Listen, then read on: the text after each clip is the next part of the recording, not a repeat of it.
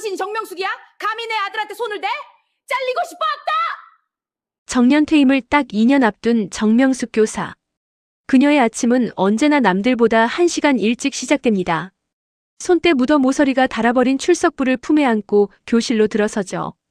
요즘 세상에 누가 쓰냐며 다들 비웃는 낡은 분필. 하지만 명숙에게는 이 분필 가루야말로 평생의 훈장과도 같았습니다. 칠판을 정성스레 닦아내고 삐뚤어진 책상줄을 맞추는 그녀의 얼굴에는 깊은 주름만큼이나 따뜻한 미소가 머뭅니다. 아이들이 하나둘 교실로 들어오면 명숙은 한 명 한 명 눈을 맞추며 인사를 건넵니다. 어제 아팠던 건 좀 괜찮니? 머리를 예쁘게 깎았구나. 아이들의 작은 변화 하나 놓치지 않는 따뜻한 눈길. 명숙은 그런 교사였습니다. 하지만 평화롭던 교실에 거친 폭풍의 전조가 들이운 건 봄바람이 불던 어느 화요일이었습니다. 신도시 중심가에서 가장 크고 화려한 성형외과를 운영한다는 집안의 외동아들 황진우가 전학을 온 날이었습니다.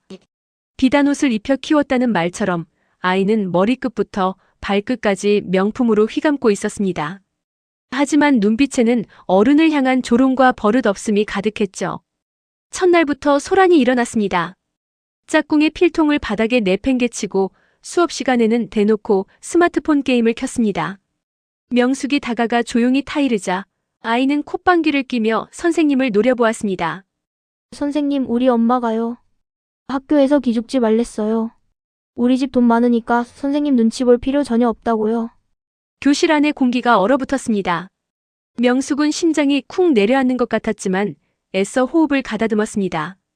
진우야, 돈보다 더 소중한 건 다른 사람을 존중하는 마음이란다. 명숙은 부드럽지만 단호하게 가르치려 했습니다. 하지만 진우의 삐뚤어진 마음에 명숙의 따뜻한 훈육은 닿지 않았습니다. 오히려 자신을 가르치려 드는 명숙에게 묘한 적대감을 품기 시작했죠. 그리고 마침내 골마 터질 일이 터지고야 말았습니다. 즐거운 점심시간이었습니다.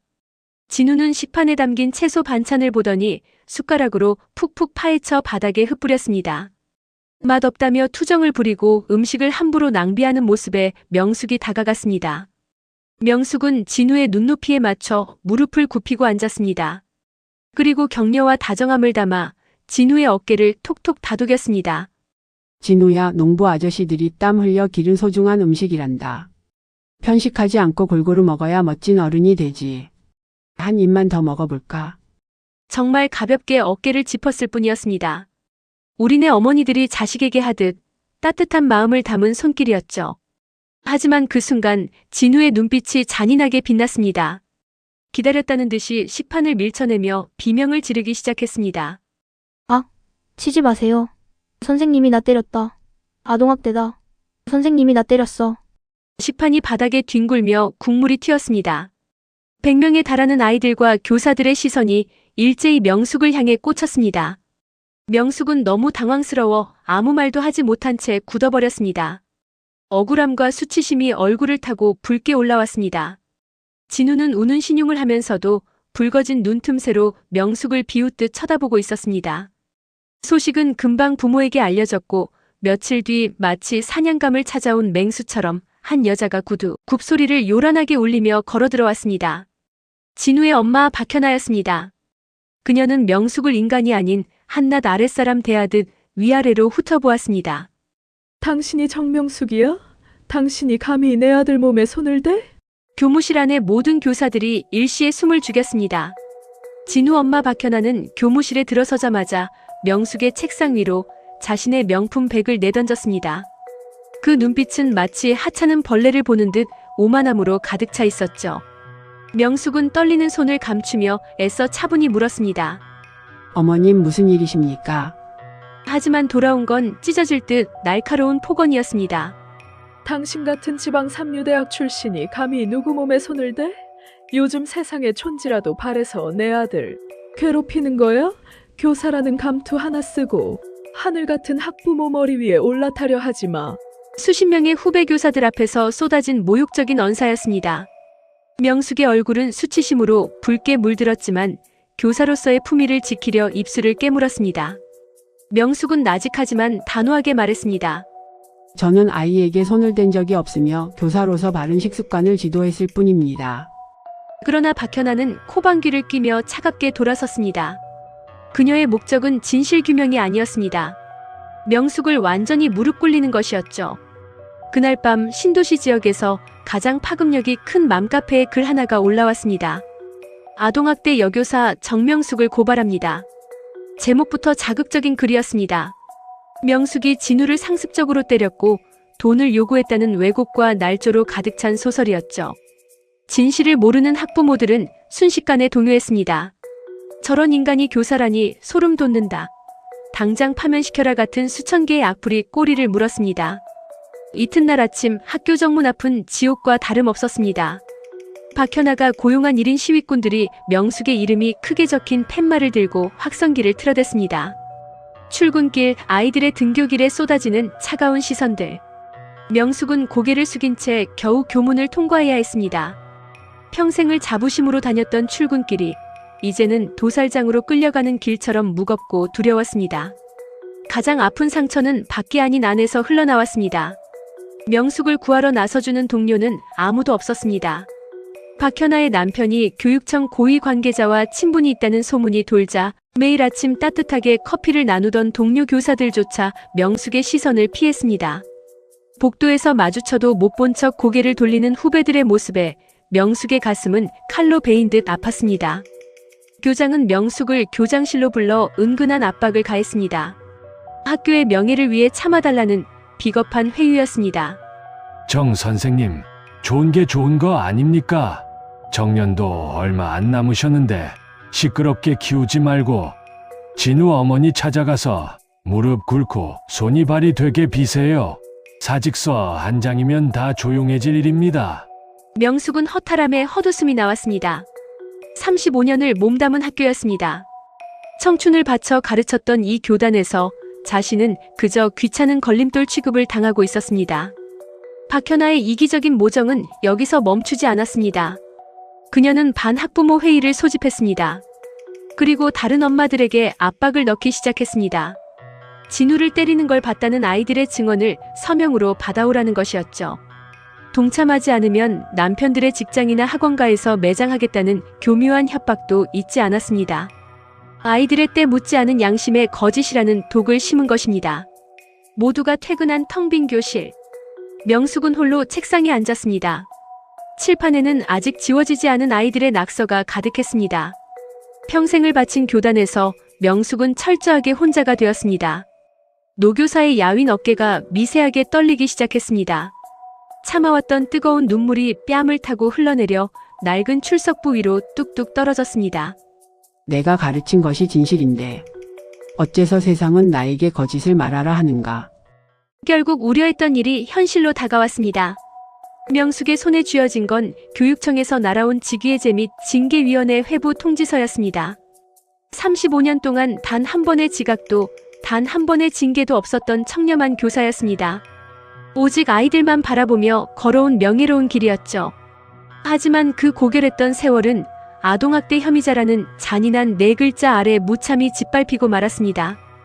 교단의 설 권리마저 빼앗긴 채 명숙의 세계는 멈춰버렸습니다. 그런 명숙에게 박현아로부터 연락이 왔습니다. 약속 장소는 신도시에서 가장 화려하고 비싼 호텔 커피숍이었습니다. 명숙은 해진 옷깃을 매만지며 자리에 앉았습니다.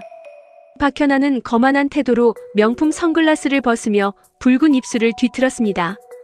그녀의 앞에는 이미 작성된 종이 한 장이 놓여 있었습니다. 정 선생님, 몰골이 아주 말이 아니시네. 그러니까 왜 진작 내 말 안 듣고 사서 고생을 해요. 자, 여기 사죄문 읽어봐요. 그것은 사죄문이 아니라 노예 서약서였습니다. 자신의 아동학대 혐의를 모두 인정하고 학교 학부모의 전체 앞에서 무릎을 꿇고 이를 낭독하라는 굴욕적인 조건이었습니다. 명숙의 손이 파르르 떨렸습니다. 박현아는 찻잔을 달그락거리며 차갑게 쐐기를 박았죠. 여기 사인하고 명예퇴직 신청해요. 그러면 고소는 취하해 줄 테니까. 싫으면 어디 한번 끝까지 가보던가. 징계위원회에서 파면당하면 평생 본 연금이며 퇴직금이며 한 푼도 못 건지는 건 알죠? 늙은 나이에 길바닥에 앉고 싶지 않으면 머리 잘 굴려요. 평생 모은 퇴직금이 날아갈 수 있다는 위협이었습니다. 노후를 지켜줄 유일한 생명줄을 쥐고 흔드는 비열한 협박이었죠. 명숙은 아무 대답도 하지 못한 채 찻잔만 바라보았습니다. 수치심과 무력감이 명숙의 가슴을 사정없이 무너뜨리고 있었습니다. 그날 밤 차가운 방 안에 홀로 앉은 명숙은 낡은 장롱 깊은 곳에서 먼지 쌓인 상자 하나를 꺼냈습니다. 그 안에는 명숙의 35년 보물이 담겨 있었습니다. 빛바랜 천조각, 삐뚤삐뚤한 글씨로 적힌 손편지들, 그리고 낡은 앨범이었습니다. 30년 전 가난해서 도시락을 못 사오던 제자 민우에게 남몰래 건넸던 따뜻한 보온 도시락통. 20년 전 엇나가던 바나나 철이가 가출했을 때 온 동네를 헤매며 찾아내 안아주었던 기억들이 방 안을 가득 채웠습니다. 편지 봉투마다 적혀있는 글귀들. 우리들의 영원한 어머니 정명숙 선생님. 명숙의 야윈 손가락이 그 글씨들을 하나하나 쓸어내렸습니다. 참아왔던 뜨거운 눈물이 편지 위로 뚝뚝 떨어져 번져갔습니다. 내가 가르친 아이들이 나를 이렇게 부모처럼 믿어주었는데 내가 어찌 비겁하게 무릎을 꿇겠는가. 가난하고 힘들었던 교직 초기였지만 아이들과 나누었던 그 순수한 사랑만큼은 진짜였습니다. 명숙은 깨달았습니다. 자신이 여기서 저들의 불의에 무릎을 꿇는다면 그것은 평생 자신을 믿어준 제자들의 사랑을 배신하는 일이라는 것을요. 또한 앞으로 이 땅의 젊은 교사들이 악질, 학부모의 발밑에서 숨죽여 살아야 하는 어두운 길을 열어주는 꼴이 될 것이었습니다. 명숙은 조용히 눈물을 닦았습니다. 그리고 깊은 어둠 속에서 마침내 고개를 들었습니다. 그녀의 젖은 눈빛 속에 이전에는 없던 단단하고 매서운 각오가 서리기 시작했습니다. 돈보다 귀한 것이 있고 권력보다 강한 진실이 있다는 것을 온몸으로 증명하겠노라 결심한 것입니다. 퇴직금을 다 잊는다 해도 상관없다. 나는 마지막까지 부끄럽지 않은 스승으로 남을 것이다. 운명의 징계위원회 당일이었습니다. 교육청 대기실 의자에 앉아있는 명숙의 야윈 손이 미세하게 떨리고 있었습니다. 평생을 명예롭게 걸어온 길의 끝이 고작 파면과 수치뿐이라니. 차가운 타일 바닥만 내려다보는 그녀의 머리 위로 짙은 그림자가 드리웠습니다. 인기척에 명숙이 고개를 들자 눈앞에 헌칠한 키에 말끔한 수트를 차림해 한 남자가 서 있었습니다. 명숙은 눈을 가늘게 떴습니다. 낯설지만 왠지 모르게 가슴을 뛰게 만드는 익숙한 눈매였습니다. 선생님, 저 우진이입니다. 김우진이요. 20년 전에 맨날 사고치고 도망 다니던, 저를 끝까지 찾아와 안아주셨던 그 우진이입니다. 우진이었습니다. 가난하고 반항기 가득했던 시절 탈선의 길목에 서 있던 자신을 품어주고 도시락을 나눠주던 명숙의 손길에 인생을 바꿨던 아이. 이제는 국내 최고의 대형 로펌에서 가장 유능한 형사 전문 변호사가 되어 은사님 앞에 나타난 것입니다. 우진은 떨리는 명숙의 거친 손을 두 손으로 꼭 맞잡으며 무릎을 꿇고 눈을 맞췄습니다. 선생님이 저희를 사람으로 키워주셨습니다. 그 덕에 제가 이 자리에 있습니다. 이제는 제가 선생님을 지켜드릴 차례입니다. 걱정하지 마시고 저만 믿고 들어가십시오. 대기실 문이 열리고 징계위원회 회의실 안으로 들어섰습니다. 박현아는 자신의 변호사를 대동한 채 이미 승리했다는 듯 오만한 미소를 지으며 명숙을 노려보았습니다. 하지만 명숙의 뒤로 우진뿐만 아니라 또 다른 이들이 당당하게 걸어 들어왔습니다. 카메라를 손에 쥔 언론사 사회부 기자가 된 옛 제자 민구, 그리고 박현아의 협박에 양심의 가책을 느끼고 돌아선 반 학부모 회원이 증언자로 함께 들어선 것입니다. 갑작스러운 군중의 등장에 장내의 위원들이 술렁이기 시작했습니다. 박현아 역시 당황한 기색을 숨기지 못하고 이 무례한 사람들은 누구냐며 앙칼지게 쏘아붙였죠. 하지만 우진은 흔들림 없이 가방을 열고 태블릿 PC와 두꺼운 서류 뭉치를 꺼냈습니다. 피심의인 정명숙 교사의 대리인 변호사 김우진입니다. 본격적인 심의에 앞서 이번 사건의 본질을 밝힐 결정적 증거, 스모킹건을 제시하겠습니다. 우진은 화면을 켜서 위원회 칠판 앞으로 다가갔습니다. 화면에 띄워진 것은 사건 당일 급식실의 고화질 CCTV 원본 영상이었습니다. 박현아는 급식실 구석이 CCTV 사각지대라고 확신했었습니다. 하지만 그녀가 모른 사실이 있었습니다. 불과 일주일 전 학교 보안 강화를 위해 고화질 광각 카메라로 교체 설치되었다는 것을 말이죠. 화면 속 진우가 명숙의 가벼운 다독임과 동시에 기회를 노린 듯 짓궂은 표정으로 식판을 거칠게 밀치고 스스로 자지러지게 비명을 지르는 모습이 너무나 적나라하게 흘러나왔습니다. 명숙의 손길은 학대나 충격과는 거리가 먼 자식을 타이르는 어머니의 손짓 그 자체였습니다. 회의실 안에 징계위원들 사이에서 충격 섞인 탄식이 흘러나왔습니다. 보시다시피 신체적 접촉은 물론이고 정서적 학대의 흔적조차 찾을 수 없습니다. 아이의 계획된 자작극이자 무고입니다. 박현아의 얼굴이 순식간에 하얗게 질리기 시작했습니다. 이건 조작이다, 악마의 편집이다라며 악을 쓰기 시작하는 박현아의 목소리가 회의실을 찢을 듯 울렸습니다. 하지만 우진의 반격은 여기서 끝이 아니었습니다. 우진은 주머니에서 녹음기를 꺼내 버튼을 눌렀습니다. 정명숙이에 때렸다고 진술서 한 장씩 써서 내요. 동참 안 하면 당신 남편 회사 인사과에 손 좀 쓸 테니까 알아서들 해요. 내 남편 팩이 어디까지 닿아 있는지 모르는 모양인데. 회의실 안이 또 한 번 발칵 뒤집혔습니다. 박현아가 다른 학부모들을 겁박하며 허위사실 유포와 진술서 작성을 강요했던 결정적 녹취록이었습니다.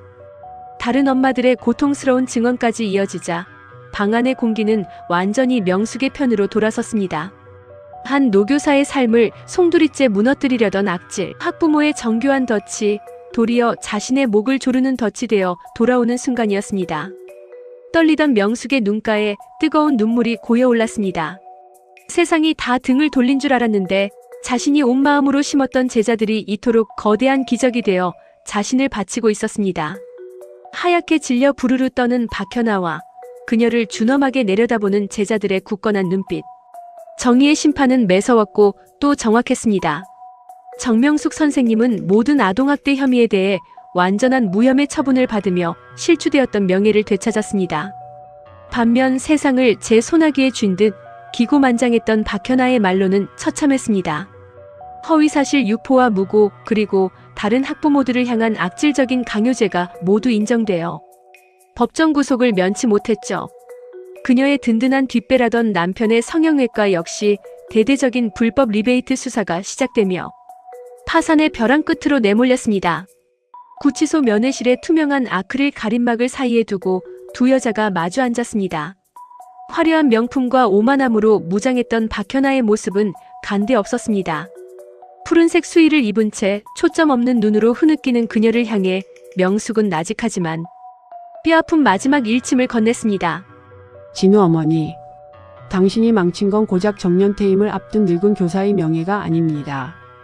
당신의 비뚤어진 모정이 망친 건 당신의 하나뿐인 자식 진우의 미래였습니다. 박현아는 굵은 눈물을 흘리며 고개를 들지 못했습니다. 명숙은 차가운 가림막 너머로 그녀의 허공을 맴도는 손을 바라보았습니다. 비록 자신을 나락으로 밀어넣으려 했던 악인이었지만 교사로서의 마지막 연민은 남아있었습니다. 진우는 대안학교로 옮겨 처음부터 다시 배우고 있습니다. 아이는 부모의 뒷모습을 보며 자라지요. 지금이라도 늦지 않았으니 진우를 위해서라도 진심으로 뉘우치시길 바랍니다. 세월은 흘러 어느덧 2년이라는 시간이 지나갔습니다. 명숙의 마지막 교직 생활을 마치는 정년퇴 임식 날이었습니다. 거친 풍파를 겪어낸 학교의 강당은 명숙의 뜻에 따라 화려한 장식 없이 고요함만 감돌고 있었습니다. 명숙이 단상에 올라 마지막 인사를 마치려던 바로 그 순간이었습니다. 모두의 시선이 강당 뒤편으로 향했습니다. 명숙 역시 가늘게 눈을 뜨고 문을 바라보았죠. 그곳에는 한 무리의 사람들이 아름다운 꽃다발을 가슴에 안은 채 서 있었습니다. 10년 전, 20년 전 명숙이 온 마음을 다해 길러냈던 옛 제자들이었습니다. 한 걸음씩 단상을 향해 걸어오는 제자들의 목소리가 강당 안을 가득 채우기 시작했습니다. 노래가 퍼지자 강당 안은 순식간에 눈물바다가 되었습니다. 명숙의 야윈 뺨위로 뜨거운 눈물이 걷잡을 수 없이 흘러내렸습니다. 자신이 뿌렸던 작은 선의가 평생을 바친 교단에서의 외로운 눈물이 결코 헛되지 않았음을 증명받는 순간이었습니다. 제자들은 명숙의 품에 꽃다발을 안기며 고개를 숙였습니다. 선생님 고생 많으셨습니다. 선생님의 제자라서 참으로 자랑스럽습니다. 모두가 떠난 방과 후에 텅 빈 교실. 명숙은 마지막으로 교탁 앞에 섰습니다.